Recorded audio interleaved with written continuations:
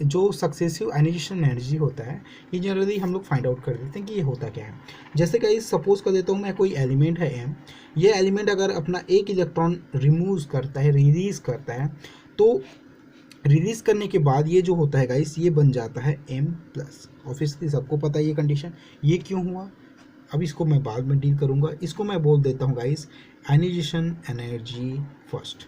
Okay, second, अगर मैं चाहूँ इससे, मैं फिर चाहता हूँ कि इससे मैं क्या करूँ, एक इलेक्ट्रॉन फिर निकाल दूँ, तो मैं इससे एक और इलेक्ट्रॉन निकाल देता हूँ गाइस। अगर मैं इससे एक और इलेक्ट्रॉन निकाल दूँ तो ये क्या हो जाएगा गाइस, एम। अब ये जो है चार्ज वो क्या हो गया, बढ़ गया है, अब यहाँ पर हो जाएगा 2+, और इसको मैं बोल सकता हूँ आयनाइजेशन एनर्जी सेकेंड। ओके, अब फिर चाहता हूँ कि इससे और निकाल दूँ, तो ये जो M2+ है इसमें फिर से मैं एक इलेक्ट्रॉन निकाल देता हूँ और इसको मैं लिख देता हूँ Mi3 पॉजिटिव। ओके, अब बात यहाँ पे ये है गाइस कि ये जो हमको मिला I1 I2, ठीक है, IE1 IE2 एंड IE3, इनमें सबसे ज़्यादा आयनाइजेशन एनर्जी किसका है। ओके, ये समझना है हमको। तो ये समझना है, बहुत इजी है गाइस, आपको बस याद रखना है outer most shell and nucleus का शेप। ओके, तो आउटर मोस्ट सेल जो है और न्यूक्लियस का जो शेप है वो बस याद रखना है।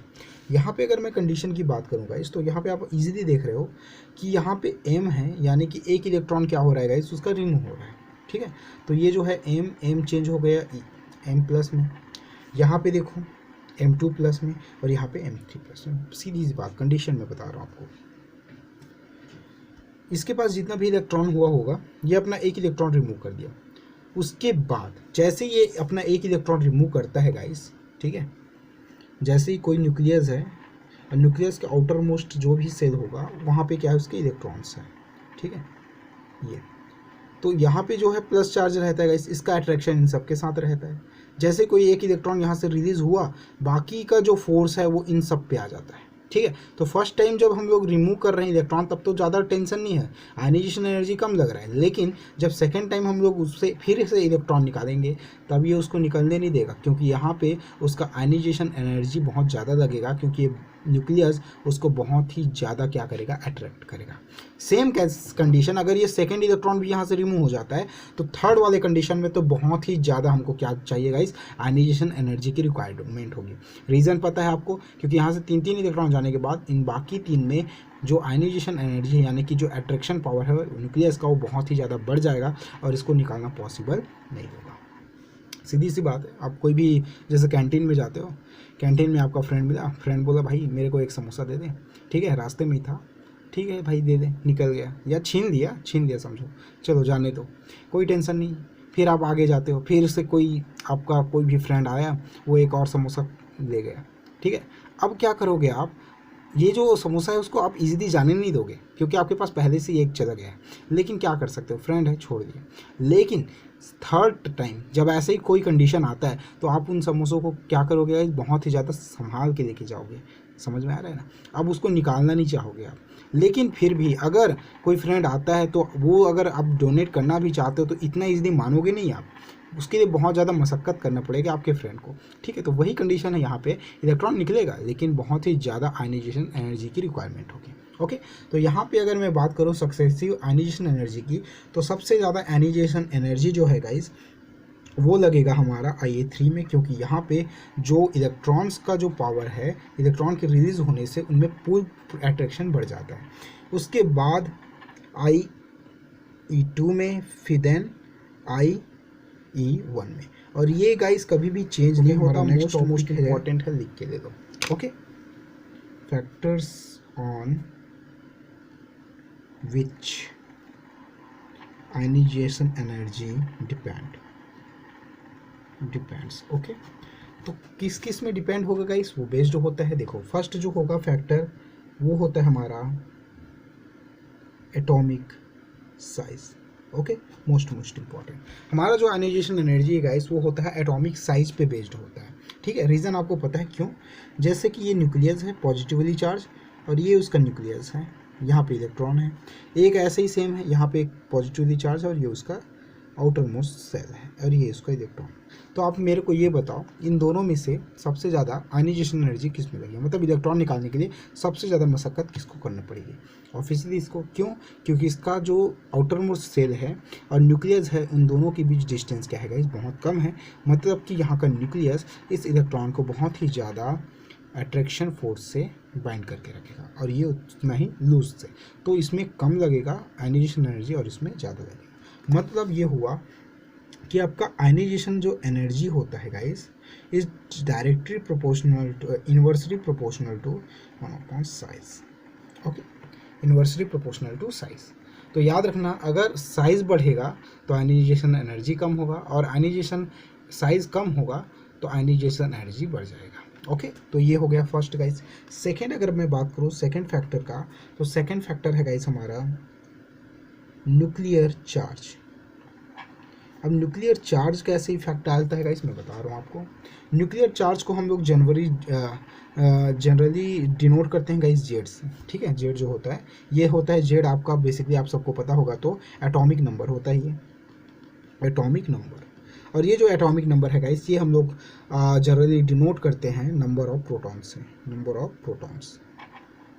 यानी मैं डायरेक्टली बोल सकता हूँ कि न्यूक्लियर चार्ज किस पे डिपेंड कर रहा है, नंबर ऑफ प्रोटॉन्स पे। ओके, और ये नंबर ऑफ प्रोटॉन्स कैसा है गाइस मैं बता रहा हूँ आपको। सपोज जैसे सेम साइज का कोई दो न्यूक्लियस है, ये एक न्यूक्लियस है ये दूसरा न्यूक्लियस है, ठीक है। यहाँ पे भी एक इलेक्ट्रॉन है, यहाँ पर भी एक इलेक्ट्रॉन है। यहाँ पे 1 2 3 और यहाँ पे 1 2 3 4 5 6। ओके, यहाँ पे प्रोटॉन्स की संख्या 6 है गाइस, यहाँ पे 3 है। यहाँ पे भी एक इलेक्ट्रॉन, यहाँ पर भी एक इलेक्ट्रॉन। तो मेरे को ये बताओ कि जो आयनाइजेशन एनर्जी है वो सबसे ज़्यादा किस में लगेगा? ऑब्वियसली उसमें में लगेगा जिसमें क्या है न्यूक्लियर चार्ज एक्स्ट्रा है। तो यहाँ पे 6 क्या करेगा, ये पूरा का पूरा फोर्स इस एक इलेक्ट्रॉन को पकड़ के रखने में लगेगा। मतलब यहाँ से अगर इसको रिलीज करना है तो बहुत ज़्यादा आयनाइजेशन एनर्जी लगेगा। तो न्यूक्लियर चार्ज भी क्या होता है, बहुत बड़ा फैक्टर होता है। ओके, उसके बाद थर्ड जो है गाइस वो है हमारा बेसिकली इलेक्ट्रॉन कॉन्फ़िगरेशन। ओके, अभी इलेक्ट्रॉन कॉन्फ़िगरेशन क्या है गाइस ये बता रहा हूँ मैं। तो इलेक्ट्रॉन कॉन्फ़िगरेशन सबको पता है, जनरली आप अभी लेटेस्ट में पढ़ाया हूँ आप लोगों को।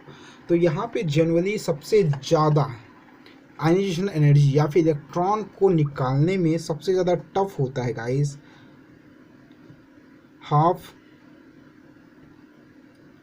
फील्ड जो ऑर्बिट होता है, ठीक है। हाफ फील्ड जो ऑर्बिट है गाइस, ऑर्बिटल या फिर आपका फुल फील्ड, ठीक है।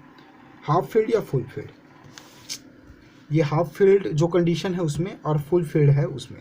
तो इन दोनों से इलेक्ट्रॉन को निकालना बहुत ही ज़्यादा क्या होता है, मुश्किल होता है, क्योंकि इनमें एक कंडीशन आ जाती है स्टेबिलिटी की। तो स्टेबिलिटी की वजह से क्या करते हैं, ये अपना इलेक्ट्रॉन नहीं खोते। थर्ड जो है गाइस, थर्ड के बाद फोर्थ जो है most important, that is penetration effect. Penetration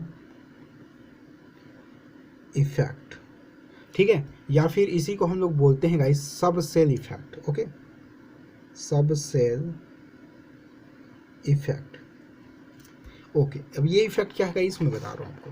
अगर मैं बोलता हूँ किसी भी इलेक्ट्रॉन से, जैसे कि हमारे पास है एस है, पी है, डी है और एफ है, तो मैं ये बताओ गाइस सबसे ज़्यादा आयनाइजेशन एनर्जी यानी कि सबसे ज़्यादा मेहनत कौन से ऑर्बिटल में इलेक्ट्रॉन को निकालने में होगा?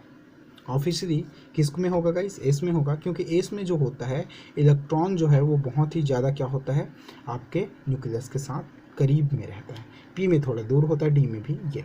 लेकिन यहाँ पे सबसेल की बात हुई तो यहाँ पे साइज, इसका शेप डिपेंड करता है। शेप कैसे शेप डिपेंड करेगा गाइस, देखो एस जो होता है वो होता है सर्कल, पी जो होता है डम, ये होता है गाइस डबल डम्बेल, ठीक है, और ये तो फिर आपका ऑक्टाव हैंडल रहता है, ठीक है।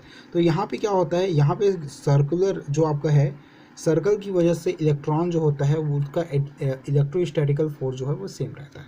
यहाँ पे ये लूज़ होती है क्योंकि ये थोड़ा सा फैल जाता है, और यहाँ पे तो और भी ज़्यादा। तो सबसे ज़्यादा मेहनत एस ऑर्बिटल में लगता है, ये होता है उसका पेनेट्रेशन इफेक्ट।